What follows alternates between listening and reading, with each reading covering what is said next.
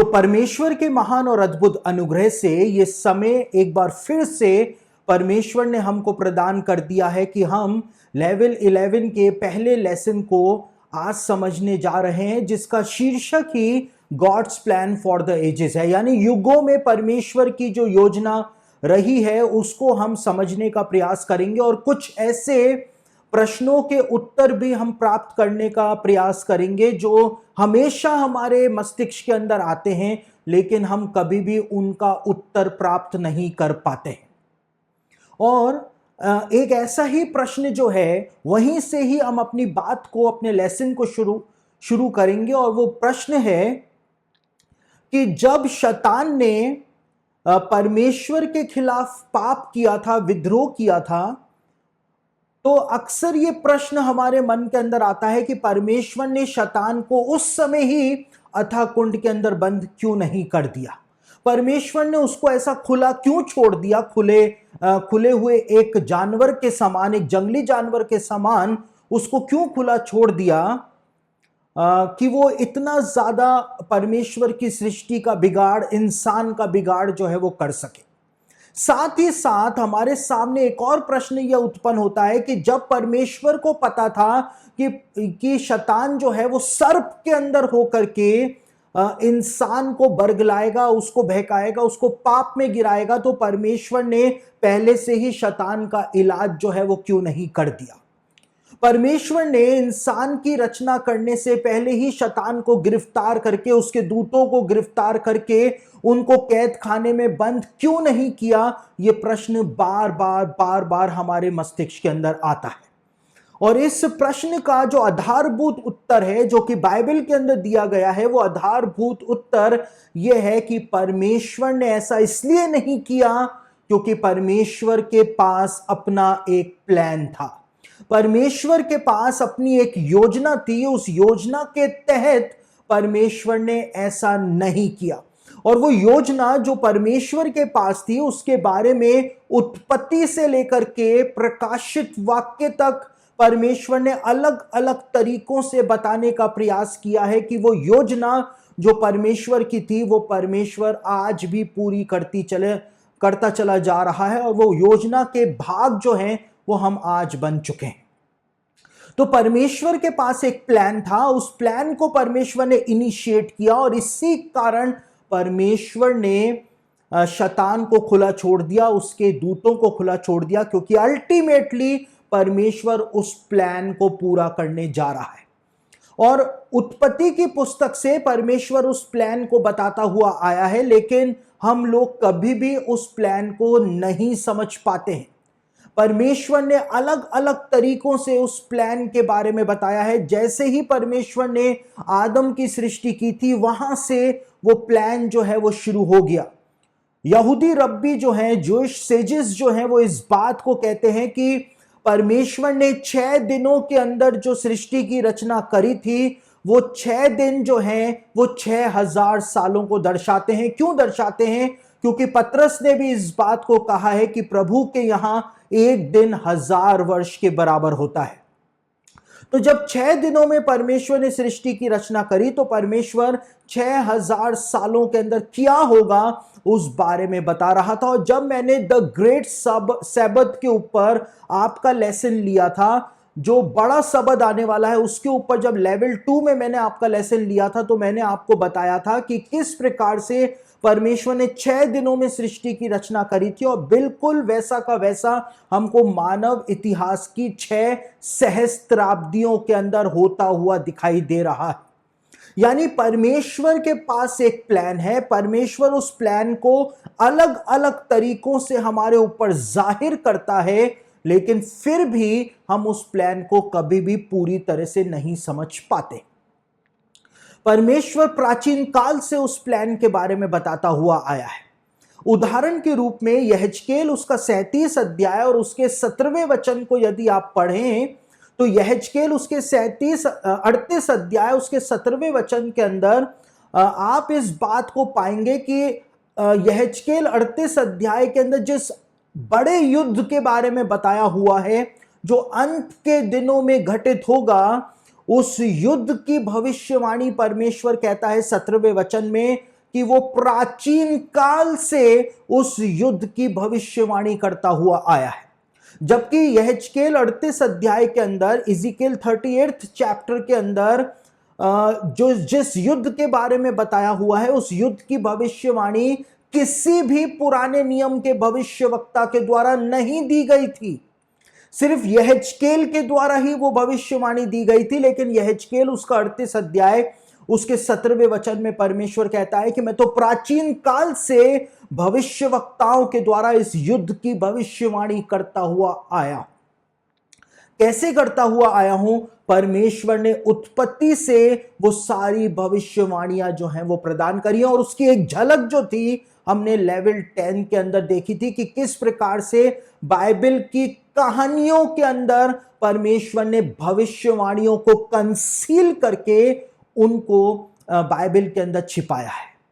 Bible के अंदर छिपाया। हम सोचते हैं ये महज कहानियां हैं, लेकिन वो कहानियां नहीं हैं। जब आप उसको प्रोफेटिक नजरों से पढ़ेंगे, प्रोफेटिक पैटर्न से उसको समझेंगे, तो आपको समझ में आएगा कि वहां पर एक बहुत ही महत्वपूर्ण बात जो है वो छिपाई हुई है। भविष्य की घटनाएं जो हैं वो छिपाई हुई हैं। और इसीलिए परमेश्वर यशाया उसका 46 अध्याय 9 और 10 वचन के अंदर एक बहुत महत्वपूर्ण बात कहता है। हम उन वचनों को एक बार फिर से पढ़ लेते हैं। यशाया उसका 46 अध्याय 9 और 10 वचन में क्या लिखा हुआ है। यहां पे परमेश्वर कहता है, प्राचीन काल की बातें स्मरण करो, यानी उत्पत्ति के अंदर क्या हुआ उन सब बातों को स्मरण करो, याद करो कि मैंने उत्पत्ति के अंदर क्या क्या किया, मैंने निर्गमन के अंदर क्या किया, मैंने गिनती की पुस्तक में क्या किया, मैंने व्यवस्था विवरण, यहोशू, रूत, न्यायों के अंदर मैंने क्या किया। प्राचीन काल की बातों को याद करो जो आरंभ ही से हैं, क्योंकि परमेश्वर मैं ही हूं, दूसरा कोई नहीं, मैं ही परमेश्वर हूं और मेरे तुल्य कोई भी नहीं है। और 10वें वचन में परमेश्वर कहता है कि मैं तो अंत की बात आदि से और प्राचीन काल से उस बात को बताता आया हूं जो अब तक नहीं हुई। परमेश्वर कहता है पुरानी बातों को याद करो, पुरानी बातों को समझो, तो तुमको अंत में क्या होगा वो समझ में आ जाएगा। अंत के अंदर प्रकाशित वाक्य के 22वें अध्याय में हमको एक जीवन के जल की नदी बहती हुई दिखाई दे रही है, और उत्पत्ति के अंदर स्टार्टिंग के अंदर हमको एक नदी, एक महानदी अदन से बहती हुई दिखाई दे रही है। प्रकाशित वाक्य के 22 अध्याय में हमको जीवन का पेड़ दिखाई दे रहा है। उत्पत्ति के स्टार्टिंग के चैप्टर्स में हमको जीवन का पेड़ दिखाई दे रहा है। यानी कि तुम प्राचीन काल की बातों को स्मरण करो तो तुमको अंत अपने आप ही समझ में आ जाएगा।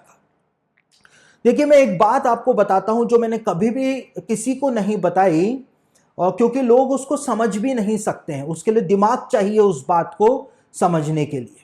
और वो बात क्या है, बाइबल के जो प्रोफेसी स्कॉलर्स हैं वो इस बात को कहते हैं कि जब परमेश्वर ने टाइम बनाया, समय बनाया, परमेश्वर ने समय बनाया था। ये समय जो चल रहा है ये परमेश्वर ने बनाया है। आदि में परमेश्वर ने आकाश और पृथ्वी की सृष्टि की। आदि में परमेश्वर ने टाइम और मैटर जो था उसकी सृष्टि की थी। पृथ्वी रुकी हुई थी, परमेश्वर ने कहा उजियाला हो, तो पृथ्वी का ये जो सोलर सिस्टम है उसने चलना शुरू कर दिया, टाइम ने चलना शुरू कर दिया, वरना टाइम रुका हुआ था। तो परमेश्वर ने टाइम को स्टार्ट किया। और जो प्रोफेसी स्कॉलर्स हैं वो इस बात को कहते हैं कि जब परमेश्वर ने टाइम बनाया तो परमेश्वर ने सबसे पहले फ्यूचर को बनाया था, और फ्यूचर को बनाते हुए परमेश्वर पीछे आता चला जा रहा था और परमेश्वर बैक हो रहा था। और इसीलिए परमेश्वर को पता है कि फ्यूचर में क्या होगा, क्योंकि परमेश्वर ने फ्यूचर को पहले बनाया और जो प्रेजेंट है और जो पास्ट है उसको परमेश्वर ने बाद में बनाया था। तो इस प्रकार से परमेश्वर ने 3 डायमेंशनल सृष्टि की रचना करी थी। आज 4th डायमेंशन की बात की जाती है। एक बहुत बड़े बाइबल स्कॉलर हैं, उनका नाम चक मिसलर है। चक मिसलर या चक स्मिथ उनका नाम है। उन्होंने कहा कि परमेश्वर ने 7 डायमेंशंस के अंदर पृथ्वी को बनाया था। देखिए, ये तो बनाया हुआ ही है, क्योंकि एक तो वो जगत है जो हमको आंखों से दिखाई देता है, एक वो जगत है जो हमको आंखों से दिखाई नहीं देता है। तो 2 डायमेंशन सृष्टि तो हमको यहीं पर ही दिखाई दे जाती है, क्योंकि दुष्ट आत्माएं हैं, आत्मिक जगत है ना। तो 2 डायमेंशन तो हमको यहीं पर ही दिखाई दे जाता है। अब जो जो माइक्रोस्कोप से जो हम देखते हैं वो आत्मिक जगत नहीं है, वो भी भौतिक जगत है, लेकिन वो हमको दिखाई नहीं देता है। लेकिन इससे हमको पता चलता है कि परमेश्वर ने अलग अलग डायमेंशंस के अंदर सृष्टि की रचना की। परमेश्वर कुछ बहुत बड़ा काम कर रहा था जब वो सृष्टि की रचना कर रहा था। तो अभी तो हमने सिर्फ सीखना शुरू किया है, अभी तो हमने जाना है कि शायद 3 या 4 डायमेंशन में परमेश्वर ने सृष्टि की रचना करी है, लेकिन हो सकता है पता नहीं कितने डायमेंशंस में परमेश्वर ने सृष्टि की रचना की हो। क्योंकि वैज्ञानिक जो है वो टाइम में पीछे जाना चाहते हैं, यानी कि टाइम में पीछे भी जाया जा सकता है। इस संभावना से एल्बर्ट आइंस्टीन ने भी इनकार नहीं किया था। आइंस्टीन ने कहा था कि टाइम ट्रैवलिंग हो सकती है, इतिहास में पीछे भी जाया जा सकता है, इतिहास में आगे भी जाया जा सकता है। समझ गए? हम कहते हैं भूत, मैंने उस दिन भी आपको बताया था, भूत जो है वो टाइम ट्रैवलिंग में पीछे रह गया, अभी हम वर्तमान में हैं, हम फ्यूचर की तरफ बढ़ रहे हैं। समझ रहे बात को? तो ये सब बातें हैं, परमेश्वर ने अलग अलग जो डायमेंशंस हैं उसके अंदर सृष्टि की रचना करी थी। मैंने कहा था ये बात सब नहीं समझ पाएंगे, क्योंकि इसको समझने के लिए दिमाग की जरूरत होती है। और मैं ऐसा सोचता हूं कि लेवल 10 तक करने के बाद इतना तो दिमाग आप में आ गया होगा कि आप इन सब बातों को इजीली समझ पाए। तो परमेश्वर ने टाइम बनाया, सबसे पहले उसने फ्यूचर बनाया। फ्यूचर बनाते बनाते परमेश्वर पीछे की तरफ आया, ये बाइबल स्कॉलर्स और प्रोफेसी स्कॉलर्स कहते हैं। और यहां पे परमेश्वर कहता है कि बीती हुई घटनाओं का स्मरण करो, प्राचीन काल की बातों को याद करो और उनसे समझो कि फ्यूचर में क्या होने जा रहा है, क्योंकि I declare the end from the beginning. मैं तो आरंभ से ही अंत की बात जो है बताता हुआ आया हूं, क्योंकि मैं ही परमेश्वर हूं और मेरे सिवाय कोई दूसरा परमेश्वर है ही नहीं। इस बात को हम यहां पर पढ़ लेते हैं। अब देखिए, जब हम उद्धार की बात करते हैं कि यीशु ने हमारा उद्धार किया है, तो हम उस उद्धार को और यीशु मसीह के बलिदान को सिर्फ मानव जाति तक सीमित कर देते हैं कि यीशु ने क्रूस के ऊपर बलिदान दिया, यीशु मर गया, उसके लहू को सनातन आत्मा के द्वारा परमेश्वर के सामने चढ़ाया गया, और उसके बाद जब यीशु वापस जी उठा तो हमको हमारे पापों से छुटकारा मिल गया। अब यीशु पे विश्वास कोई भी इंसान करेगा वो अनंत जीवन पाएगा। तो हम क्या है, हम इस उद्धार को सिर्फ मानव जाति तक सीमित कर देते हैं। लेकिन पौलुस ने क्या लिखा इस उद्धार के बारे में, यीशु के बलिदान के बारे में? हम उस वचन को पढ़ते हैं, कुलुसियों की पत्री उसका पहला अध्याय उसके 20वें वचन को आपके सामने पढ़ रहा हूं। वहां पर एक बहुत महत्वपूर्ण बात जो है वो पौलुस के द्वारा बताई हुई है। यहां पे लिखा है, और उसके क्रूस पर बहे हुए लहू के द्वारा मेल मिलाप करके सब वस्तुओं का उसी के द्वारा से अपने साथ मेल कर ले, चाहे वो पृथ्वी पर की हो चाहे स्वर्ग में की। यहां पर सिर्फ यीशु के लहू के द्वारा पृथ्वी पर मानव जाति का ही उद्धार नहीं हुआ है, लेकिन परमेश्वर ने स्वर्ग पर की वस्तुएं जो हैं उनका भी मेल मिलाप अपने साथ कर लिया है। एक बहुत महत्वपूर्ण बात बताई हुई, और इसीलिए पौलुस कहता है कि सृष्टि बड़ी आशा भरी नजरों से परमेश्वर के पुत्र के प्रकट होने की बाट जो रही है। सृष्टि जो है वो भी इंतजार कर रही है। क्यों? क्योंकि शैतान को पौलुस के द्वारा Prince of the power of air कहा गया, यानी इस हवा का, आकाश का, उसको प्रिंस कहा गया। इस हवा के अंदर शैतान जो है वो राज्य करता है, हवा में, वायुमंडल में भी, क्योंकि दुष्ट आत्माएं कहां हैं? दुष्ट आत्माएं वायुमंडल के अंदर है, इसीलिए उनको हवा कहा जाता है। आत्मा को हिब्रू भाषा में रुआख कहा जाता है, जिसका मतलब होता है हवा या श्वास।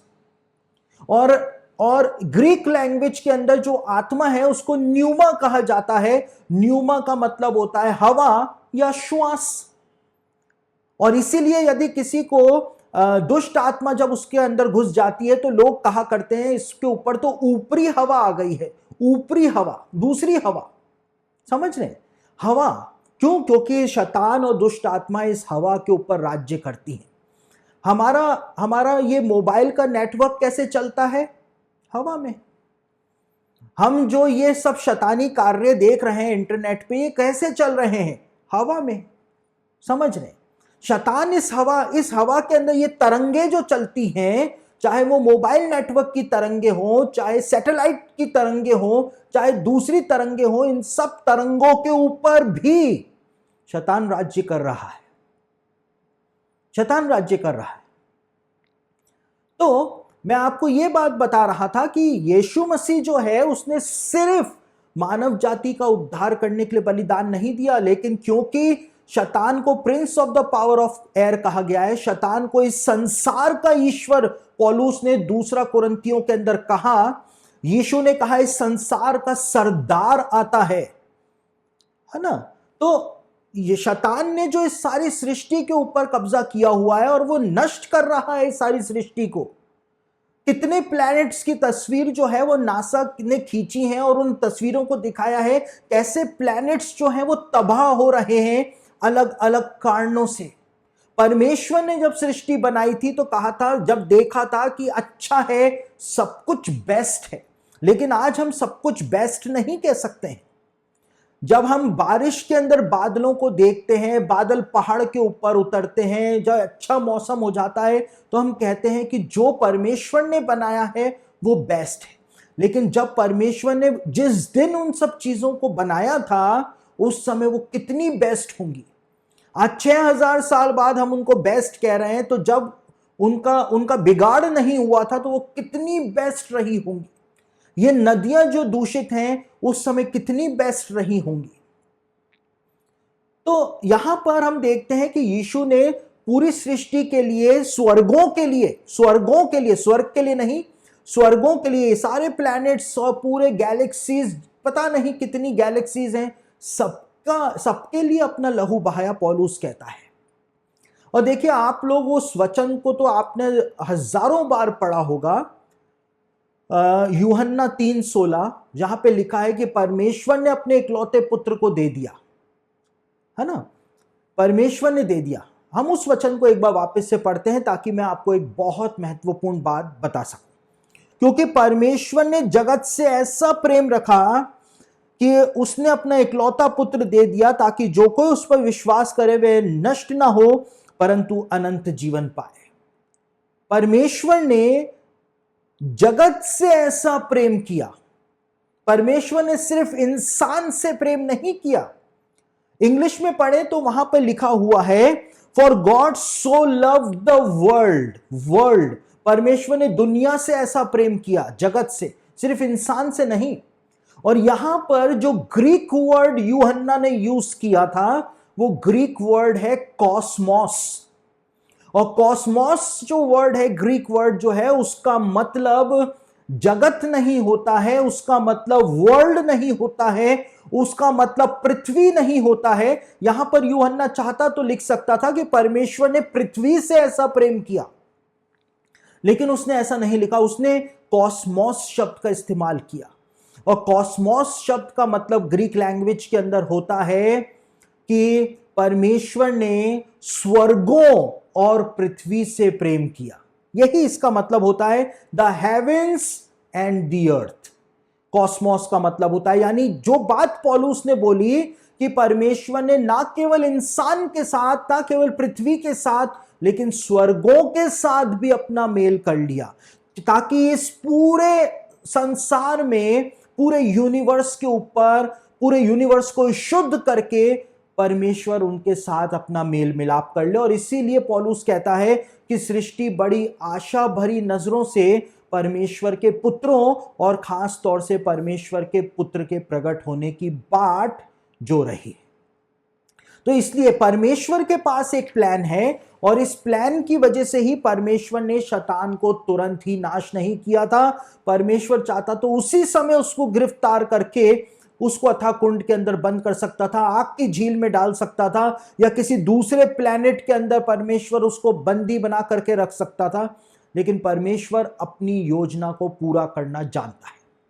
और देखिए, जब सोर के राजा से परमेश्वर बात कर रहा था 28 अध्याय यहेजकेल में, तो वहां पर सोर का राजा, जिसको शैतान का प्रतीक बाइबल स्कॉलर्स मानते हैं, जब परमेश्वर शैतान से बात करता है तो परमेश्वर वहां पर कहता है शैतान से कि मैं तेरे ही बीच में अपनी महिमा कराऊंगा, मैं ऐसा काम करूंगा।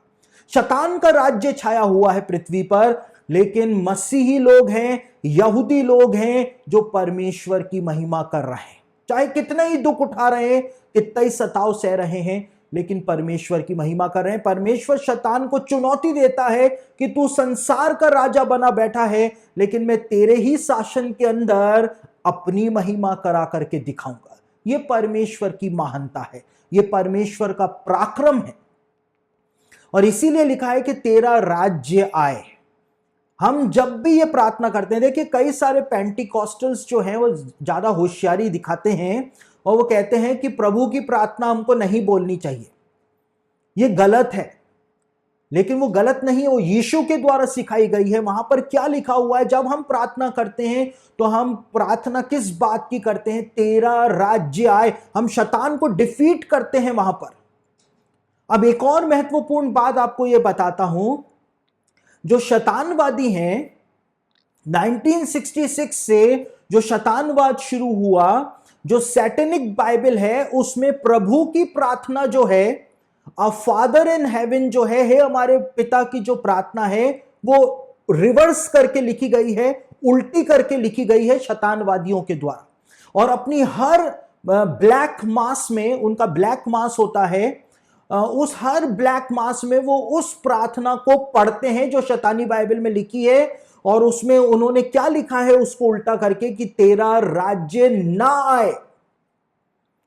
और वही काम तो हम कर रहे हैं। अगर हम कहते हैं कि ये बेकार की प्रार्थना है, हमको ये प्रार्थना नहीं करनी चाहिए, तो हम क्या कर रहे हैं? हम उनका ही तो साथ दे रहे हैं। यदि हम बोलते हैं तो एक तो हम भविष्यवाणी कर रहे हैं अपनी जुबान से कि तेरा राज्य आए, और दूसरा हम प्रार्थना कर रहे हैं कि प्रभु तेरा राज्य जल्दी आए। और अंत में क्या लिखा हुआ है? क्योंकि राज्य, पराक्रम और महिमा सदा तेरे ही है। यानी हम परमेश्वर को कितना महान बता रहे हैं, लेकिन कई सारे पास्टर्स जो हैं, मुझको समझ में नहीं आता है वो कहां से ये सब शिक्षा लेकर के आते हैं। ये नया नया आविष्कार करके पता नहीं कहां से आ जाते हैं। और अधिकतर पास्टर, जो पेंटिकॉस्टल पास्टर्स जो वचन की शिक्षाओं का विरोध करते हैं, वो लोग होते हैं जो कभी भी बाइबल कॉलेज नहीं गए होते हैं, कभी भी नहीं गए होते हैं। तो जो नहीं गए होते हैं वही ये सारी उलपटांग शिक्षाएं जो हैं वो लेकर के आते हैं। तो यहां पर हम क्या देखते हैं कि यीशु मसीह का बलिदान जो था, God's plan for the ages, यानी परमेश्वर ने सारी सृष्टि का ही उद्धार कर दिया यीशु मसीह के बलिदान के द्वारा, उसके लहू के द्वारा। सिर्फ इंसान का नहीं, सब चीजों का उद्धार, और सब चीजों के साथ मेल मिलाप परमेश्वर ने कर लिया, सब चीजों के साथ। अब उसके बाद जब हम आगे बढ़ते हैं तो हम इस बात को देखते हैं कि परमेश्वर अपनी योजना को प्रकट करता है। परमेश्वर अपनी योजना को प्रकट करता है, और कैसे प्रकट करता है? एक बहुत महत्वपूर्ण वर्ष आपको मैं पढ़ाने जा रहा हूं। यशाया उसका 46 अध्याय 11 से लेकर 13 वचन को जब हम पढ़ते हैं, तो यशाया उसका 46 अध्याय 11 से लेकर 13 वचन के अंदर क्या लिखा हुआ है, हम यहां पर पढ़ लेते हैं। परमेश्वर यीशु मसीह को नाम के साथ इंट्रोड्यूस करता है इन वचनों के अंदर, नाम के साथ। परमेश्वर ने तो नाम तक बता दिया था कि मसीह का नाम क्या होगा इन्हीं वचनों में। यहां पे 11वें पद में लिखा है, मैं पूर्व से एक उकाब पक्षी को, अर्थात दूर देश से अपनी युक्ति के पूरा करने वाले पुरुष को बुलाता हूं। मैं ही ने यह बात कही है और उसे पूरी भी करूंगा। मैंने ये विचार बांधा है और उसे सफल भी करूंगा। 12वें वचन में लिखा है, हे कठोर मन वालों, तुम जो धर्म से दूर हो, कान लगाकर मेरी सुनो। मैं अपनी धार्मिकता को समीप ले आने पर हूं, वह दूर नहीं है, और मेरे उद्धार करने में विलंब ना होगा। उद्धार करने में, मेरे उद्धार करने में विलंब ना होगा। मैं सिय्योन का उद्धार करूंगा और इज़राइल को महिमा दूंगा। इंग्लिश में लिखा हुआ है, and my salvation will not delay, I will put salvation in Zion. यानी मेरे उद्धार में विलंब ना होगा, और लिखा है मैं सिय्योन का उद्धार करूंगा। इंग्लिश में लिखा है, I put my salvation in जायन। देखिए, यीशु जो नाम है, यीशु नाम का मतलब होता है उद्धार, सैल्वेशन। और यहां पे परमेश्वर अपनी योजना को खुल करके बता रहा था। परमेश्वर कहता है, मैं मेरे उद्धार को, मेरा उद्धार करने में विलंब ना होगा। इंग्लिश में पढ़े तो वहां पे लिखा है, I will, my salvation will not delay, my salvation will not delay. यानी उद्धार, सैल्वेशन का मतलब होता है जीसस, यीशु। यानी क्या बोल रहा था परमेश्वर, my Jesus will not delay, मेरा यीशु जो है वो विलंब नहीं करेगा। और लिखा है, आई will put salvation in Zion, मैंने सिय्योन के अंदर उद्धार को रखा है। सैल्वेशन मतलब यीशु, Jesus. I will put Jesus in Zion, मैंने जायन के अंदर जीसस को रखा है, यीशु को रखा है। परमेश्वर अलग अलग जगहों पे, अलग अलग तरीकों से यीशु मसीह को, अपनी योजना को, अपने प्लान, जो उसके युगों में की योजना है, उसको प्रकट करता हुआ आया है। लेकिन परमेश्वर कहता है कि कौन उसकी इन हिंट्स को नहीं समझता है। जो हिंट्स परमेश्वर ने दिए हैं, जो पजल के टुकड़े परमेश्वर ने दिए हैं, उनको कौन नहीं समझता है। 12वें वचन में लिखा है, हे कठोर मन वालों, ढीठ लोगों। इंग्लिश में आया स्टबर्न, यानी ढीठ लोग जो होते हैं, कठोर मन वाले होते हैं, वो परमेश्वर की योजना को कभी भी नहीं समझ पाते। परमेश्वर तो अलग अलग तरीकों से अपनी योजना को जाहिर करता हुआ आया है, जाहिर करता हुआ आया है। देखिए, मैंने आपको इस बात को बताया था कि परमेश्वर ने अपनी योजना जो है, युगों की योजना जो है, उसको परमेश्वर ने आसमान के अंदर भी लिखा हुआ है। यानी आसमान के अंदर जो तारे परमेश्वर ने स्थापित किए हैं, जो नक्षत्र मंडल परमेश्वर ने स्थापित किए हैं, वो परमेश्वर के द्वारा जानबूझ करके स्थापित किए गए। देखिए, नॉर्थ जो है, पृथ्वी का नॉर्थ जो है, नॉर्थ पोल जो है, वहां पर कोई नक्षत्र मंडल नहीं है। पृथ्वी का नॉर्थ खाली है, वहां पर कोई तारा नहीं है। सिर्फ एक तारा पाया जाता है नॉर्थ पोल पर, जिसको नॉर्थ स्टार के नाम से जाना जाता है। पूरा नॉर्थ खाली है। क्यों खाली है? क्योंकि वहां पर कभी कोई मनुष्य रहता ही नहीं था। वो तो अभी जाकर के वहां पे रहने शुरू हो गए। लेकिन जो ज्ञात संसार था, वहां पे परमेश्वर ने ये तारे प्रदान करे हैं, और पूरा नॉर्थ खाली है। इसलिए अय्यूब की पुस्तक में लिखा हुआ है कि परमेश्वर ने तो नॉर्थ को खाली रखा हुआ है। और ऑस्ट्रेलियन साइंटिस्ट ने इस बात को बताया था कि नॉर्थ पोल के ऊपर पूरा नॉर्थ जो है, वहां पे तारे पाए नहीं जाते हैं, एक ही तारा पाया जाता है जिसको नॉर्थ स्टार कहते हैं। पूरा नॉर्थ खाली है, पूरा नॉर्थ खाली है। और नॉर्थ क्यों खाली है?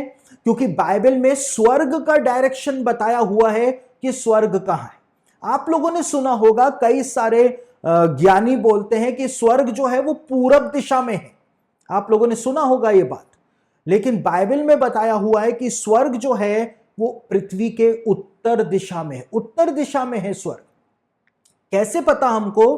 क्योंकि यशाया के 14वें अध्याय के अंदर लिखा हुआ है कि शैतान जो था, परमेश्वर कहता है, वो उत्तर दिशा में पर्वत के ऊपर विराजना चाहता था, परमेश्वर के सिंहासन में। तो परमेश्वर का सिंहासन कहां है? उत्तर दिशा में। यशाया 14 अध्याय में लिखा हुआ है। बढ़ती ना तो पूरब से आती है, ना पश्चिम से आती है, ना दक्षिण से आती है, लेकिन परमेश्वर ही सामर्थी है, एक को बढ़ाता है और दूसरे को घटाता है। तो जब बढ़ती ना पूरब से आ रही है, ना पश्चिम से आ रही है, ना दक्षिण से आ रही है, तो फिर कहां से आ रही है? वो नॉर्थ से आ रही है, उत्तर से आ रही है।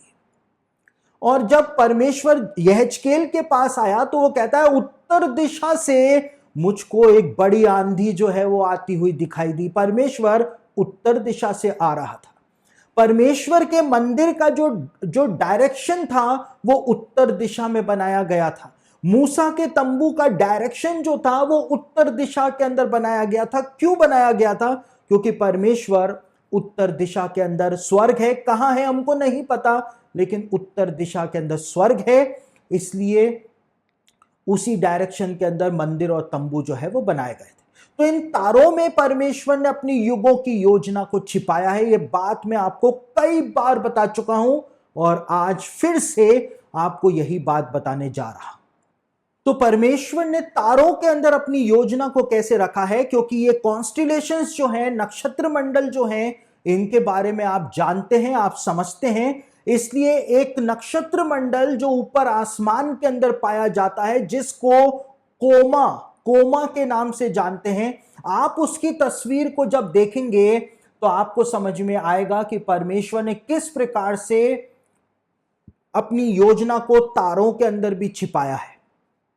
यह कोमा नाम का नक्षत्र मंडल है और इस कोमा नाम के नक्षत्र मंडल की जो आकृति तारों को जोड़ने से बनती है, उसमें एक एक जवान कुंवारी लड़की जो है वो कुर्सी पर बैठे हुए दिखाई जाती है और उसके हाथ में, उसकी हथेली पर एक बच्चा जो है वो खड़ा हुआ दिखाया जाता है।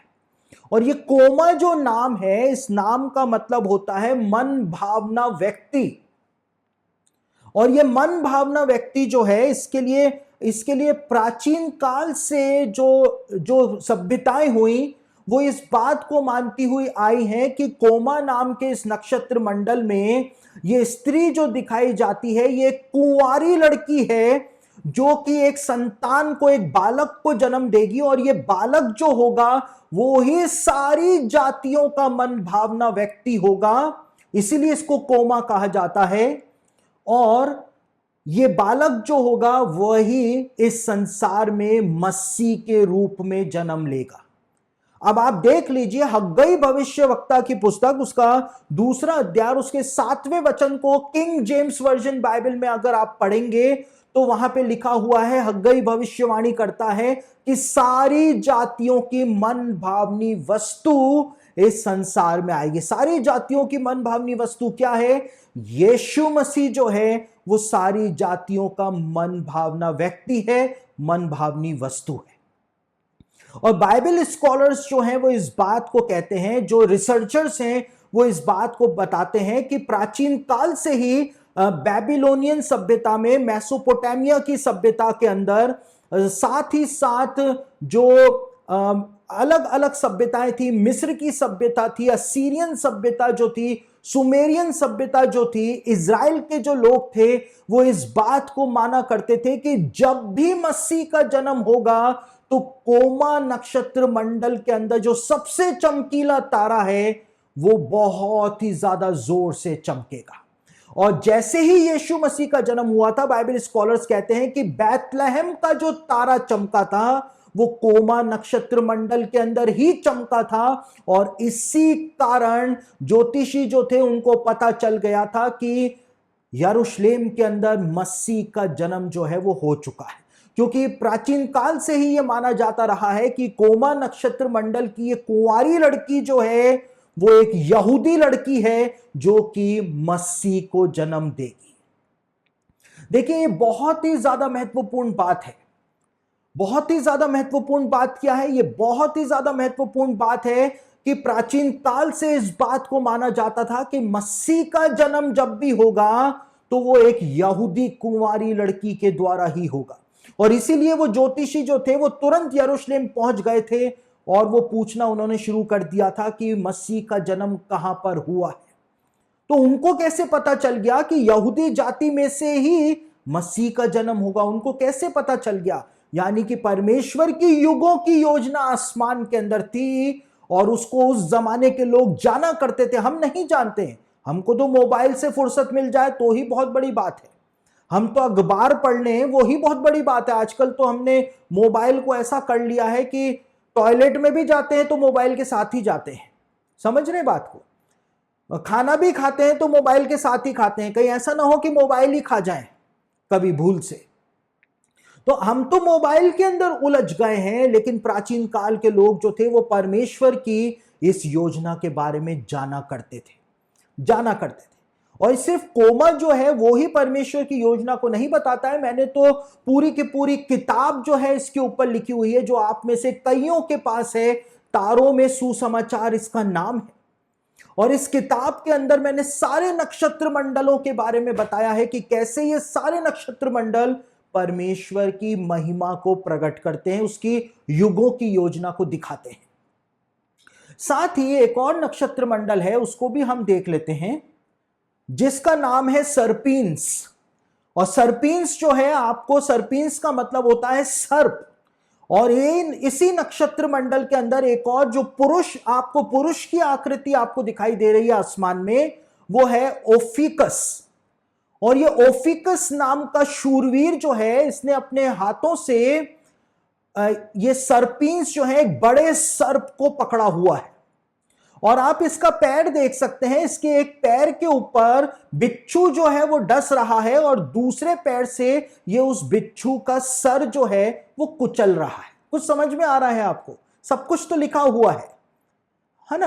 तो यहां पर इस आकृति में बताया जाता है कि ये सर्प जो है वो ओफिकस के सिर के ऊपर जो मुकुट है उसको छीनने का प्रयास कर रहा है, और ओफिकस ने इस सर्प को पकड़ा हुआ है ताकि वो उसका मुकुट ना छीन पाए। और साथ ही वो उस बिच्छू के सर को कुचल रहा है जो उसके पांव की एड़ी को डस रहा है। यानी यीशु मसीह का चित्रण आपको यहां पर दिख जाएगा कि यीशु मसीह ने अपने प्रथम आगमन पर क्या किया। अपने प्रथम आगमन पर जब सर्प ने उसकी एड़ी को डसा, तो यीशु ने क्रूस के ऊपर उसके सर को पूरी तरह से कुचल दिया, और महिमा का मुकुट जो यीशु मसीह के पास है उसको शैतान, वही पुराना सांप जब छीनने का प्रयास कर रहा है, तो यीशु मसीह उसको वो मुकुट छीनने नहीं दे रहा है। और 2000 सालों में ये संघर्ष जो यीशु मसीह और शैतान का चल रहा है, उसको ऊपर आसमान में परमेश्वर ने पहले से ही दिखाया हुआ है। साथ ही साथ यहां पर आप अगले नक्षत्र मंडल में देखें तो इसका नाम है हरक्यूलिस। और हरक्यूलिस नाम का ये नक्षत्र मंडल जो है, इसके अंदर आप देख सकते हैं कि हरक्यूलिस जो है उसके हाथ में एक गदा है, और उस गदा से वो कई सिर वाले सांप को मार रहा है। और जो प्राचीन स्टार चार्ट्स हैं, जो एंशिएंट स्टार चार्ट्स हैं, उसके अंदर ये कई सिर वाला सांप जो है उसको 7 सिर वाला सांप बताया जाता है।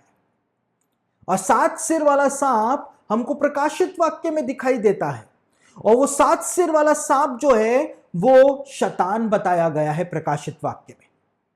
साथ ही आप यहां पर देख सकते हैं कि सांप के साथ आपको कुछ डालियां और पत्ते भी दिखाई देंगे जिसको हरक्यूलिस ने पकड़ा हुआ है।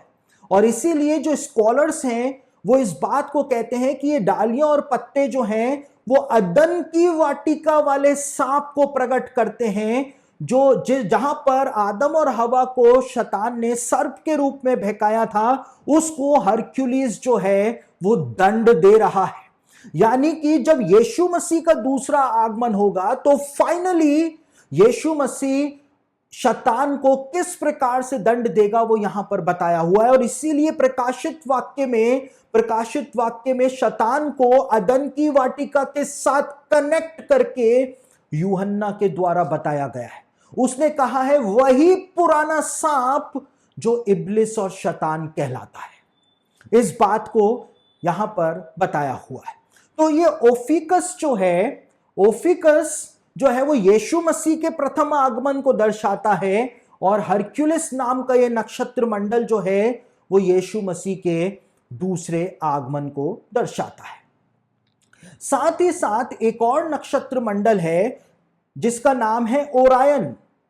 और मेरा सबसे फेवरेट नक्षत्र मंडल जो है वो ओरायन ही है, क्योंकि ये रात को आसमान के अंदर दिखाई देता है। इसके बेल्ट के अंदर यहां पर ये जो 3 तारे दिखाए गए हैं, ये हमको रोज रात को आसमान के अंदर दिखाई देते हैं। और इसने एक जो सी है उस सी के सिर को पकड़ा हुआ है और उसको ये मार रहा है, और इसके पैर के पास से आग की झील बह रही है। इरिडानस जो नक्षत्र मंडल है इसके पैर के पास से बह रहा है। इरिडानस का मतलब होता है आग का तालाब या आग की झील। और बाइबल के अंदर इस बात को बताया हुआ है कि शैतान जो है वो गरजने वाले सिंह के समान इस खोज में रहता है कि किसको फाड़ खाए। तो यहां पर ये सब बातें नक्षत्र मंडलों के द्वारा परमेश्वर ने बताने का प्रयास किया हुआ है। और साथ ही साथ ये ओरायन नक्षत्र मंडल जो है, इस ओरायन नक्षत्र मंडल का यदि बेल्ट में लगी हुई तलवार को आप देखेंगे, ओरायन की तलवार को आप देखेंगे, तो ओरायन की तलवार जो है वो क्रॉस के आकार की है और तलवार का ऊपर का सिरा जो है उस पर एक मेमना बना हुआ है, यानी एक मेमना जो क्रूस के ऊपर लटका हुआ है।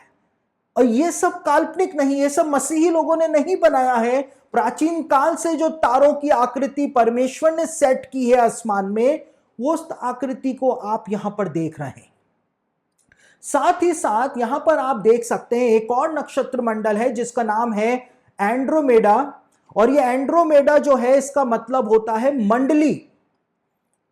और आप देख सकते हैं इसके हाथों और पैरों के अंदर जंजीरें बंधी हुई हैं। एंड्रोमेडा जो है एक महारानी को दर्शाती है आसमान के अंदर, यानी ये महारानी जो है वो ओफिकस और हरक्यूलिस का इंतजार कर रही है कि कब आकर के वो इसके बंधन को तोड़ेंगे और इसको अपने साथ लेकर के जाएंगे। यानी जिस प्रकार से कलीसिया यीशु मसीह का इंतजार कर रही है कि यीशु मसीह आए और इस संसार के बंधनों को तोड़ करके यीशु मसीह कलीसिया को, अपनी दुल्हन, अपनी महारानी को लेकर के चला जाए, उसी प्रकार से ये एंड्रोमेडा नाम का नक्षत्र मंडल आसमान के अंदर उन सब बातों को प्रकट करता है। तो परमेश्वर की योजना जो है वो आसमान के अंदर भी प्रकट होती हुई हमको दिखाई देती है। तो ये सब कोई फेरी टेल नहीं है, ये सत्य बातें हैं जो हमको बाइबल के अंदर बताई गई है। साथ ही साथ जब हम आगे बढ़ते हैं बाइबल में, तो सिर्फ नक्षत्र मंडलों के द्वारा परमेश्वर ने अपनी योजना को प्रकट नहीं किया है, लेकिन अलग अलग टाइप्स और सिंबल्स जो हैं उनके द्वारा भी परमेश्वर ने अपनी योजना को बाइबल के अंदर प्रकट किया है। जब हम आदम और हवा की कहानी को बाइबल के अंदर पढ़ते हैं तो आदम को पौलुस के द्वारा प्रथम मनुष्य कहा गया है, और प्रथम आदम और यीशु मसीह को अंतिम आदम कहा गया। यानी आदम जो है वो यीशु मसीह का प्रोटोटाइप है। और ये बात जो है वो रोमियो की पत्री में पौलुस के द्वारा बताई गई है कि आदम जो है वो यीशु मसीह का प्रोटोटाइप था। अब आदम जो था उसकी एक पत्नी भी थी जिसका नाम था हवा, और उसकी पत्नी के पाप के, जब उसकी पत्नी ने पाप कर दिया तो अपनी पत्नी को दंड से बचाने के लिए आदम ने उस पाप का भार उठाया, उसने भी उस फल को खाया। तो आपको यहां पर क्या दिखाई दे रहा है? यहां पर आपको क्या दिखाई दे रहा है? यहां पर आपको यीशु मसीह और उसकी कलीसिया का संबंध दिखाई दे रहा है। ये सब बातें हम डिटेल में अगले लेसन से सीखना शुरू करेंगे। मैं आपको डिटेल में उन कहानियों का जो सिंबलाइजेशन दिया हुआ है उनको खोल के आपके सामने रखूंगा। आप हैरान रह जाएंगे कि आदम और हवा की जो कहानी बताई हुई है यीशु मसीह और कलीसिया के बीच में भी बिल्कुल वैसा का वैसा होते हुए हमको दिखाई दे रहा है। उसके बाद जब आदम की 7 पीढ़ियां बताई हुई हैं, कैसे आदम से लेकर 7 पीढ़ियां जो थी, कैसे वो 7000 सालों को मानव इतिहास के दर्शाते हैं, उनको भी हम अगले लेसन में देखने का प्रयास करेंगे। साथ ही इब्राहिम जब इसहाक का बलिदान चढ़ाने मोरिया पर्वत के ऊपर लेकर के जाता है तो उसमें कैसे परमेश्वर ने उस कहानी में अपनी युगों की योजना को परमेश्वर ने छिपाया था, उसको भी हम बाइबल के अंदर समझते हैं कि कैसे परमेश्वर ने एक पिता जो था वो अपने इकलौते बेटे को जब मोरिया पर्वत के ऊपर चढ़ाने गया था वो सारे पैटर्न के अंदर यीशु के बलिदान को परमेश्वर ने छिपाया था कि परमेश्वर पिता उसका इकलौता बेटा मोरिया पर्वत पर किस प्रकार से बलिदान होगा, वो सब बातें परमेश्वर ने उस कहानी के अंदर छिपाई थी, भविष्यवाणियां छिपाई थी।